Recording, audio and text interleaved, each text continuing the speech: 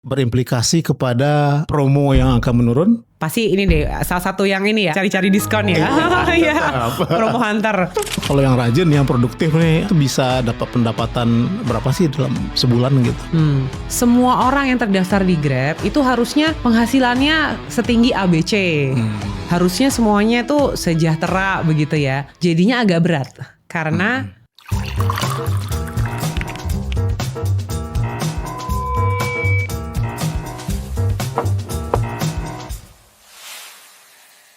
Halo semua, jumpa lagi di podcast Ekuator. Nah, kali ini kita kedatangan tamu istimewa, Bu Tirza Munusami. Beliau adalah Chief of Public Affairs Grab Indonesia. Itu kayak bosnya soal kebijakan publik lah, ya. Kalau ada peraturan baru dari pemerintah nih atau dari siapapun, yang paling duluan pusing Bu Tirza ini. Oke, terima kasih ya Bu sudah datang di studio podcast Ekuator. Nah, sekarang nih kita pengen diskusi seru nih soal Grab ya, terutama dalam konteks gig economy. Ya, sebenarnya apa sih yang membedakan gig economy dengan bisnis atau ekonomi tradisional?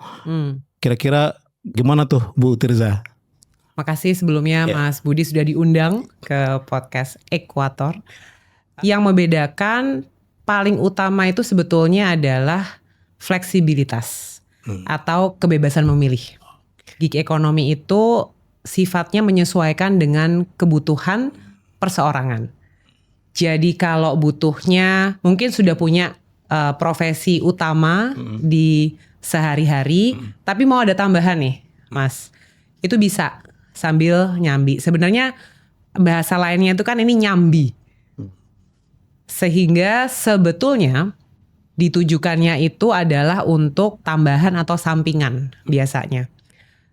Ada juga sih yang menjadikan pekerjaan utama atau nafkah utama, tapi ya nggak masalah karena kan ada namanya juga fleksibilitas. Jadi memang membedakan, itu membedakan berdasarkan pilihan pribadi. Itu yang pertama. Nah, turunannya dari fleksibilitas itu maka sebetulnya kita jadi tadi dibilangnya bos diri sendiri. Oke. Mau hari ini jam 9 pagi mulainya, besoknya mau lebih pagi deh jam 7 gitu. Terus besoknya gak mau sama sekali karena ada acara, gak masalah. Karena tadi fleksibilitas berarti juga jamnya mau jam berapa mulai, terserah. Tentunya kemudian ada dampaknya juga, yaitu cuannya juga tergantung. Ya dong. Juga fleksibel. Fleksibel dong. Iya, jadi kalau misalnya satu hari ngambilnya misalnya modelnya full 8 atau 10 jam apapun lah pekerjaannya, besoknya enggak, tentunya beda dong. Besoknya kan jadinya 0 gitu. Jadi ya memang fleksibilitas, tapi lagi-lagi sesuai dengan tadi pilihan dan kondisi masing-masing. Bagaimana perkembangan ekonomi digital dan gig ekonomi ini di Indonesia sejauh ini, Bu? Keseluruhan sih menurut saya itu potensinya sangat besar. Ada riset juga yang menyatakan dari ITB kalau saya nggak salah. Jadi industri platform digital yang sifatnya tuh kalau bahasa bekennya nih itu on demand service ya. Intinya apa yang lo mau lo dapat gitu ya. Jadi kalau ada yang mau beli, mesen, terus diantar atau diberikan. Nah industri yang seperti itu ya, online lah begitu. Itu sebetulnya menyumbang ke PDB-nya Indonesia itu up to 2% sebetulnya. Jadi 2% besar sekali. Ini secara keseluruhan ya industri. Jadi memang potensinya sangat besar. Mungkin karena saking besarnya itu, jadi banyak yang suka memperhatikan, Mas. Memperhatikan dan kemudian ingin juga sebetulnya berpartisipasi mungkin ya ke dalam industri ini. Dan sebetulnya bagus, Mas, kalau kita punya banyak pihak yang ingin berkontribusi, berkiprah gimana caranya supaya industrinya ini jadi lebih baik. Karena memang tadi itu potensinya sangat besar. Dan memang menyentuh langsung nih ke masyarakat gitu. Mudah-mudahan Mas juga punya aplikasinya. Gak cuma dari, mungkin nyebutnya itu kan mitra ya. Gak cuma dari mitra atau rekanan kerja. Tapi juga yang menggunakan lebih banyak lagi. Malah 1 dari 4 orang Indonesia loh itu sudah pakai dan bergantung. Jadi akhirnya tuh bukan menjadi kebutuhan yang tertier lagi. Ini sudah menjadi kebutuhan primer jatuhnya. sudah tidak bisa dipisahkan lagi dari kegiatan sehari-hari ya Bu ya. Ya untuk mobilitas, pesan ini dan lain sebagainya, mau makan di mana, udah nggak bisa lagi memisahkan diri dari Grab. Bu Tirza, kalau kita bicara statistiknya, seberapa besar sih peranan Grab dalam ekonomi gig ini, ekonomi digital ini di Indonesia? Ya memang kalau tadi saya sebutkan 2% itu 2% PDB itu dari industri atau aspek ekonomi digital platform gitu ya, platform digital. Ya memang kalau Grab sendiri hampir setengahnya lah gitu ya. Jadi memang cukup besar. Yeah. Secara jumlah memang juga banyak Mas. Tapi ini sekalian saya juga mau spill dikit nih untuk angka. Jadi kan kalau kayak aplikasi Grab gitu, daftarnya itu gampang sebenarnya, relatif gampang lah dibandingkan dengan mungkin bidang lainnya. Jadi kalau yang mendaftar saja itu besarnya ya, itu sebenarnya kita ada 3,7 juta akun yang terdaftar. Tapi seperti tadi kan marwahnya adalah fleksibilitas. Jadi belum tentu semua yang mendaftar itu sebenarnya ngambil orderan. Nah, dari 3,7 juta akun terdaftar yang sebetulnya kita sebutnya itu mereka yang menggunakan aplikasi. Jadi yang ngambil order setidaknya 1 dalam 1 bulan itu rentangnya dari 700 sampai 800 ribu orang. Jadi sekitar 22% dari jumlah akun yang terdaftar. Nah ini saya harus cerita karena memang ini banyak ya. Memang betul banyak. Tapi banyaknya itu juga bisa terukur sebetulnya. Ada juga yang mungkin hanya daftar tapi nggak pernah narik. Ada juga yang mungkin daftar pernah narik tapi kemudian sudah punya pekerjaan lain. Jadi akhirnya tidak aktif lagi. Dan itu nggak masalah di kami. Jadi memang itu besar dan kecil at the same time mungkin gitu ya. Jadi potensinya memang besar tapi poin utamanya adalah fleksibel dan terserah. Jadi saat dibutuhkan itu bisa aktif lagi. Gitu. Kapanpun memang dibutuhkan.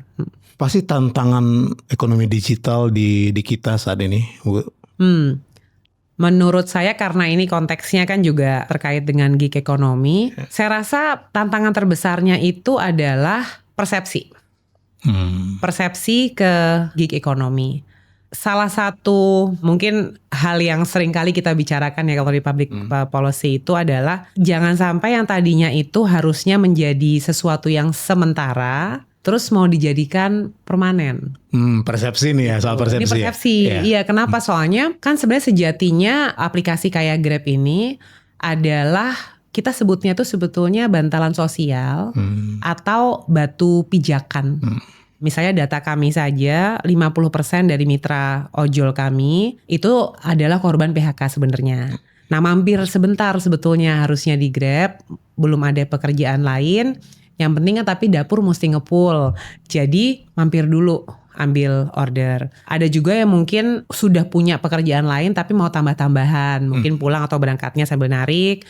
Jam makan siang bolehlah ngambil-ngambil order makanan. Yang jadi masalah itu adalah kalau kemudian persepsinya semua orang yang terdaftar di Grab itu harusnya penghasilannya setinggi ABC. Harusnya semuanya itu sejahtera begitu ya. Jadinya agak berat. Karena antara persepsi dengan realita itu ada jurangnya gitu. Jadi itu adalah tantangan utama sih buat kami untuk menjelaskan bahwa karena nature-nya itu atau karakteristiknya itu sementara, maka ya tidak bisa dituntut untuk menjadi sesuatu yang permanen karena memang tidak didesain seperti itu.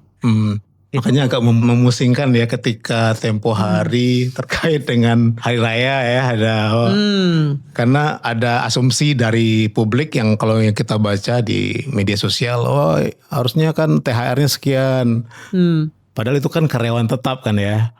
Nah menurut Bu Tirza seberapa mungkin ide untuk menjadikan driver ojol ini atau mitra ojol ini jadi karyawan gitu?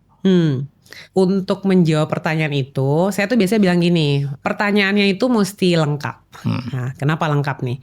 Karena kalau ditanya, ini gampang saja misalnya kita tanya kepada mitra pengemudi gitu ya, apakah mau jadi pegawai tetap gitu ya? Kalau pertanyaannya berhenti di situ saja, mungkin jawabannya bisa banyak yang mau deh, gitu kan? Soalnya mungkin lagi susah cari kerjaan, sudah melamar di tempat-tempat tapi belum dapat. Nah tapi pertanyaannya itu kan nggak tepat, karena pertanyaannya adalah apakah mau menjadi pegawai tetap yang kemudian ada hak dan kewajiban. Ya kan kalau pegawai tetap itu ada gaji tetap memang, bisa jadi ada bonus, tentu ada THR, ada jatah cuti gitu ya, dan lain-lain, ada fasilitas lah gitu. Tapi kan di satu sisi, di sisi yang lain itu kan juga ada kewajibannya.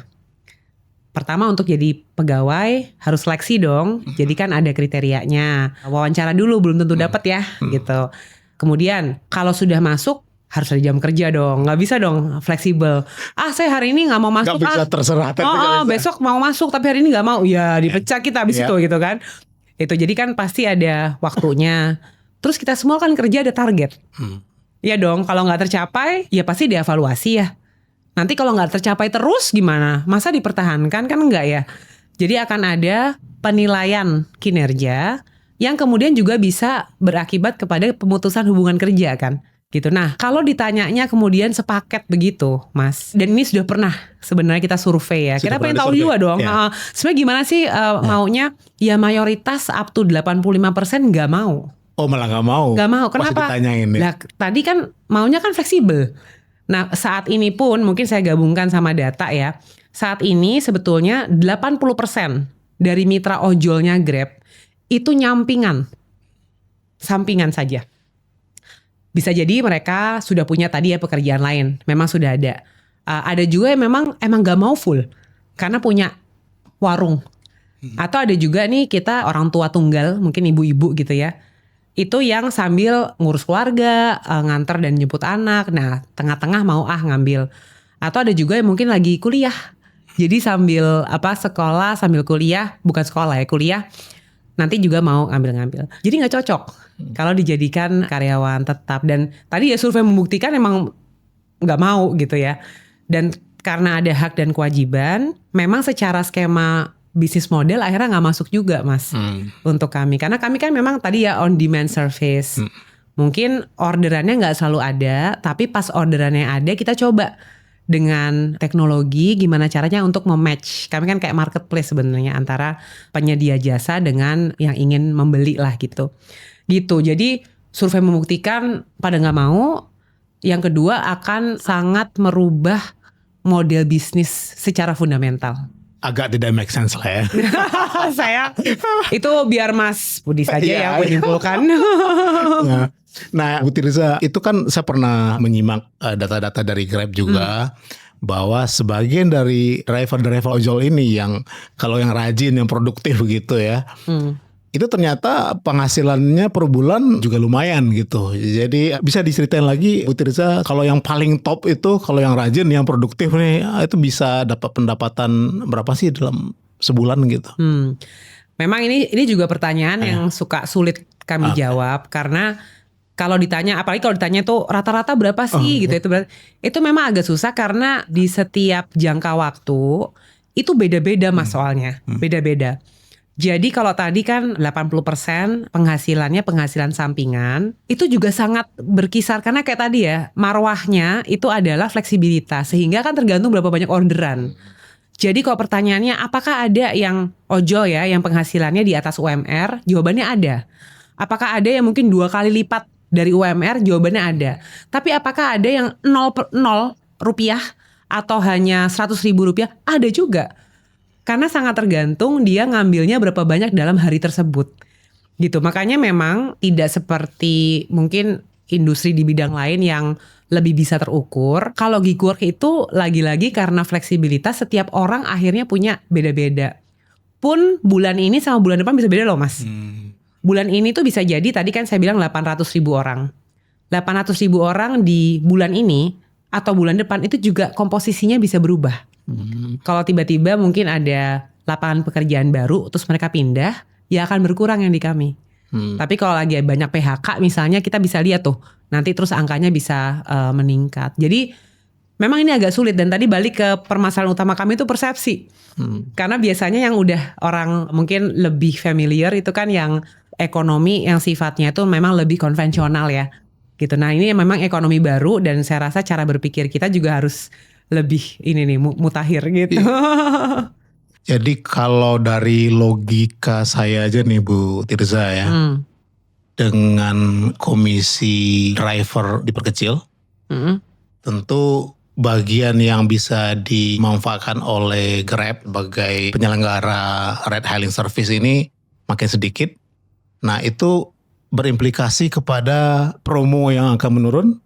Kalau promo menurun, ya order menurun, akhirnya revenue juga menurun. Jadi komisi diperkecil tadi itu sebenarnya nggak terlalu ngaruh juga buat driver ojol. Gimana? Ya, yang jelas gini kan sekarang ini sebenarnya, by the way untuk perusahaan-perusahaan di Indonesia, nggak semua tuh tingkat komisinya tuh sama tuh, Mas. Jadi sebetulnya beda-beda. Nah, Grab itu kan kebetulan kami memang mematoknya itu di maksimum 20%. Dan itu memang akhirnya merupakan keputusan bisnis setiap perusahaan tergantung pada apa yang dibutuhkan perusahaan untuk menyediakan jasa yang memang kami janjikan gitu kan. Kami itu kan ada, kalau dilihat bukan cuma di Indonesia sebenarnya, tapi di seluruh dunia kalau dilihat tuh aplikasi itu memang beda-beda ya. Jadi ada aplikasi itu mungkin mirip dengan maskapai penerbangan. Kan ada memang yang servisnya tuh lengkap, semua sudah termasuk pada harga tiketnya. Kalau di kami berarti di harga jasanya. Tapi ada juga yang mungkin mematoknya harga yang lebih murah. Nanti tambahan-tambahannya nambah sendiri gitu ya. Dengan logika yang agak mirip, kami memang memilih yang ceritanya full service gitu. Apa artinya? Jadi 20% itu kemudian kami turunkan menjadi sejumlah hal yang memang dikembalikan lagi kepada para pengguna. Dalam hal ini pemesan maupun pengguna yang mitra pengemudi. Jadi hal-hal kayak call center. Kan ada tuh customer service. Kalau di kami memang 24 jam 7 hari. Tidak semua seperti ini. Tapi kalau kami memang memilih yang 24 jam dan 7 hari. Kami juga banyak investasi di fitur-fitur teknologi. Jadi kalau pakai itu nggak cuman mesen, terus nanti sampai dan di tengah-tengah tuh tidak ada servis. Kami tidak seperti itu. Jadi selama perjalanan ada banyak sekali, hitungan saya kalau nggak salah tuh ada 20 fitur teknologi yang aktif nih. Tergantung kebutuhannya lagi apa. Kalau butuh nanti tiba-tiba ada bersih tegang dengan mitra pengemudi, kita ada audio protect. Jadi ada rekaman yang membuktikan, oh ternyata ini cuman misalnya miskomunikasi. Kalau butuhnya keamanan, kayak tadi nih saya pesenin Grab buat anak saya pakai Share My Ride. Jadi saya tahu tuh dia di mana. Ada juga akun yang memang untuk teenager atau keluarga. Jadi bisa bareng-bareng, kita tahu lah satu keluarga di mana sehingga itu aman dan seterusnya lah. Tapi itu memang investasi teknologi yang kami secara sadar lakukan karena maunya memberikan layanan yang premium lah gitu kepada mitra pengemudi maupun pengguna. Dan tentunya tadi seperti yang sudah diutarakan, ada juga yang memang ke pengguna dalam bentuk promo gitu supaya bisa lebih. Pasti ini deh salah satu yang ini ya cari-cari diskon ya. Iya. Promo hunter. Ya, kenapa? Soalnya juga kita menyesuaikan dengan profil pengguna, Mas. Di salah satu studi 70% dari pengguna ojol kami itu menggunakan dari dan ke KRL, MRT, stasiun bus gitu ya. Jadi memang buat first mile last mile dan kebanyakan memang dari mereka-mereka yang pengeluaran per bulannya itu nggak banyak. Jadi untuk transport itu kalau mahal dikit nanti mereka nggak jadi beli. Sensitif banget. Sensitif, betul. Makanya kita coba untuk mengakomodasi pangsa pasar seperti itu. Ya itulah kenapa kemudian dikembalikan lagi. Nah nanti kalau pertanyaannya kemudian bagaimana kalau menjadi 8%, ya itulah kenapa sampai sekarang kami masih mengkaji. Dan kami memang sangat terbuka untuk melakukan koordinasi dengan tentunya para pemangku kepentingan dan pembuat kebijakan. Supaya tadi dicapai titik keseimbangannya. Saya tertarik soal fitur-fitur teknologi yang dimanfaatkan oleh Grab ya. Salah satunya tentu saja AI ya, Artificial Intelligence. Dan dengan investasi yang serius soal teknologi ini, kira-kira kalau di Indonesia apa sih yang akan segera di-launching fitur AI ini, Bu? Sudah ada beberapa yang memang sudah diluncurkan maupun dipakai. Salah satunya tuh menurut saya yang cukup menarik dan ini membantu sekali untuk UMKM yang jualan makanan ya di aplikasi kami. Itu ada namanya Grab AI Assistant for Merchant ya. Jadi Merchant AI Assistant. Jadi bisa membantu untuk, kalau sekarang gini deh, kalau kita beli makanan di aplikasi kan kita karena nggak bisa menghirup aromanya atau melihat langsung, yang kita lihat kan foto. Ya. Kalau dia jual ayam geprek tapi nggak ada fotonya, kayaknya kurang gimana gitu ya. Nah, jadi salah satu kebisaannya itu adalah untuk penjualnya, dia mendeskripsikan sebenarnya apa yang dia jual, nanti AI itu akan bikinin gambarnya gitu, ini sesuai atau tidak. Atau kalau misalnya sudah punya foto tapi mungkin kurang cakep gitu ya belakangnya, nanti tuh bisa tuh ganti-gantilah backgroundnya supaya bisa lebih menarik. Nah itu aja kan sudah sesuatu banget ya untuk UMKM yang mungkin gak punya banyak waktu atau tenaga atau sumber daya nih untuk menyewa fotografer profesional dan lain-lain. Di fitur yang sama ada juga kebisaan untuk membantu memantau sebetulnya kalau satu hari itu yang paling laku menu yang mana Mas. Sehingga yang UMKM-nya atau merchant-nya bisa tahu harusnya saya nambah jualan yang mana dan di jam berapa. Gitu, itu bisa. Kemudian si AI assistant ini bisa ngobrol. Jadi bisa cari-cari ide. Jadi kalau dulu mungkin harus sewa consultant, financial consultant begitu ya. Kalau sekarang udah bisa ngobrol, misalnya kalau saya mau bikin tambahan menu, bagusnya kayak apa ya, berdasarkan mungkin history dari pembelinya. Kalau keuangan saya seperti ini, kapan lebih bagus saya nambah orang atau mungkin mendingan enggak. Ya jadi hal seperti itu yang biasanya mungkin kalau kita sebagai entrepreneur gitu ya, wirausaha, harus sewa orang dulu ya jasa konsultasi. Sekarang bisa tuh lewat AI dan macam-macam. Salah satu fitur terbaru yang saya juga tunggu-tunggu ya, ini udah mulai di roll out juga. Itu kalau saya nggak tahu nih kalau Mas Budi apakah kalau belanja suka nulis di kertas dulu. Jadi kan adalah to-do list gitu. Mungkin tulisannya juga cakar ayam karena kita adalah dokter yang terpendam gitu kan. Jadi cakar ayam semua. Nanti susah dibaca. Dia tuh bisa di-scan. Bisa di-scan terus langsung masuk ke aplikasi. Terus dia akan langsung milihin merchant yang cocok untuk bahan belanjaan tersebut dan langsung dipilihin Mas. Gitu. Itu sih menurut saya revolutionary banget ya. Karena sebagai mama yang belanja juga itu sangat memudahkan. Nah, ini hanya beberapa dari banyak fitur yang memang terus kami kembangkan. Dan poin terakhir, kami itu mengembangkan ini juga bukan tebak-tebak buah manggis, tapi ada survei dulu kan kepada pengguna yang dibutuhkan tuh sebenarnya apa. Nah dari situ melakukan eksperimen, dicoba dikembangkan, dan kan seperti teknologi itu Mas, satu berhasil itu mungkin di belakangnya ada 1.000 atau 10.000 yang gagal gitu ya. Iya. Gitu, jadi itu adalah memang pilihan kami untuk berinvestasi di teknologi. Nah yang saya tunggu fitur group share. Grup share apa nih? Kalau makanan udah ada soalnya. Penumpang. Oh penumpang. Iya. Audrey pesan ke BSD, saya tinggal di Bintaro, bisa bareng gitu, ya kan? Milihnya harus dipilih itu. Tapi tahu nggak? Dulu tuh sebenarnya pernah ada. Pernah ada ya? Iya, pernah ada. Kita pilot, tapi memang kemudian ada masukan terkait keselamatan Mas kalau di sini. Jadi mungkin, tapi nanti kita bisa coba lagi karena. Tapi poinnya gini, kita memang selalu coba-coba. Tapi kita sesuaikan dengan konteks lokalnya, sosial dan budaya dan lain-lain. Nah balik lagi ke UMKM, Bu Tirza, kira-kira sudah berapa banyak sih mitra UMKM yang bekerjasama dengan Grab, dan kira-kira apalagi peluang untuk bisa bekerjasama dengan UMKM ke depannya? Kalau UMKM yang saya spesifik mungkin ke food merchant jadi yang jualan makanan di GrabFood. Kalau yang terdaftar itu angka terakhir kalau saya nggak salah itu 2,3 juta. Tapi kemudian kita menghitungnya kan nggak mungkin sendirian ya biasanya mereka. Jadi jumlah yang dalam ekosistem itu setidaknya itu ada 4,6 juta. Karena nih mereka waktu jual makanan kan pasti ada yang masak, mungkin ada kasirnya, mungkin ada pelayannya.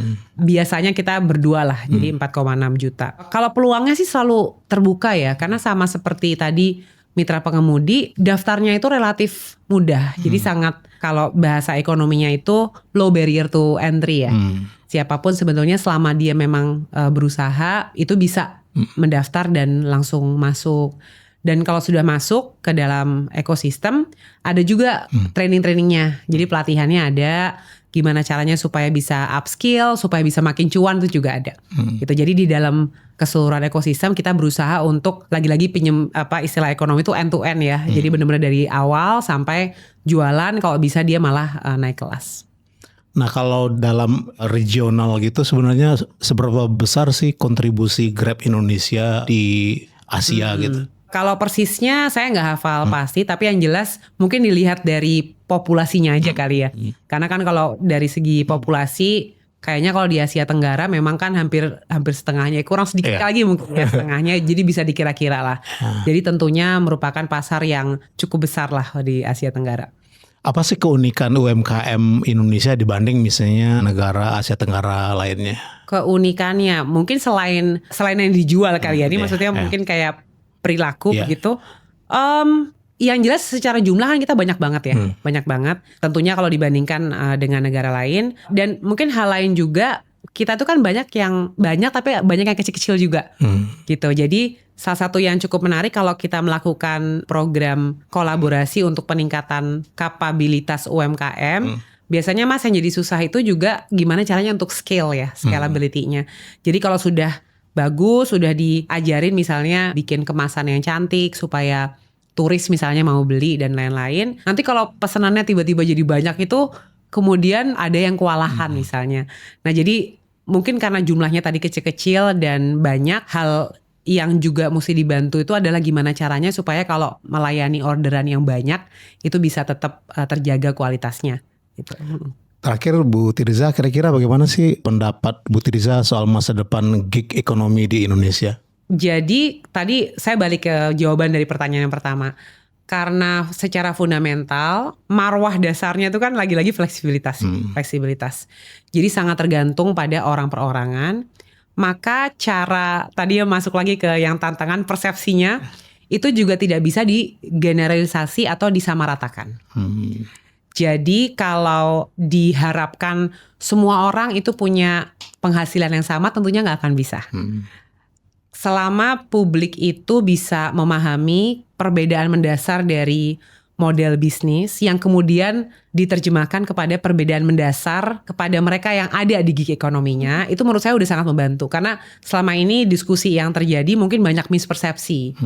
Jadi kalau tadi ya penghasilannya kok cuma 100.000 kasihan banget gitu. Tapi yang lain kok kamu bisa sampai jutaan gitu. Nah harus dilihat itu secara garis besar ya. Besarnya itu seperti apa gambaran besarnya. Itu satu. Jadi persepsinya tuh harus berubah dulu nih. Kalau gig ekonomi memang akan orang perorangan. Yang kedua, penting banget untuk bisa paham bahwa ada unsur kesementaraan. Gitu. Jadi sementara mampir ya tadi istilah saya, bantalan sosial, pijakan sebelum kemudian mungkin naik ke tempat lain. Jangan lama-lama justru kalau bisa ya. Kalau bisa malah ke tempat lain. Atau kalau memang sengaja di situ ya nggak apa-apa, tapi dengan paham tadi penghasilannya mungkin akan berbeda-beda gitu. Jadi itu yang kedua. Ini sementara, ini mampir. Kalau bisa sebenarnya pindah ke tempat lain mungkin yang lebih berjangka panjang. Nah yang ketiga, kalaupun ternyata memang kayak negara kayak di Indonesia maupun banyak negara berkembang lainnya, kalaupun akhirnya banyak ya orang yang memilih gig ekonomi sebagai penghasilan utama, maka kerangka regulasinya juga tetap harus berimbang. Karena sama seperti persepsi tidak bisa disamaratakan, kebijakan juga nggak bisa disamaratakan. Karena kan ada prinsip kalau kebijakan itu regulatory impact assessment. Jadi setiap regulasi itu harus mempertimbangkan konteks ekonomi, sosial, budaya dan lain-lain di suatu negara. Sehingga dampak dari regulasi tersebut bisa pas dengan tujuannya. Jadi kalaupun mau diregulasi maka harus melibatkan semua pihak, baik itu dari industri maupun tadi dari mereka-merekanya yang memang berkecimpung di dunia gig ekonomi. Jangan-jangan mereka nggak mau kayak tadi ya kita bicara, jangan mereka nggak mau loh jadi pekerja karena memang tidak cocok dengan situasinya. Begitu. Jadi yang pertama tadi harus paham keberagaman. Kedua kalau bisa dilihatnya sementara saja. Dan ketiga, kalaupun diregulasi, maka regulasi yang berimbang. Oke, sangat jelas penjelasan dari Bu Tirza. Terima kasih Bu Tirza atas waktunya. Sampai jumpa di episode berikutnya. Salam.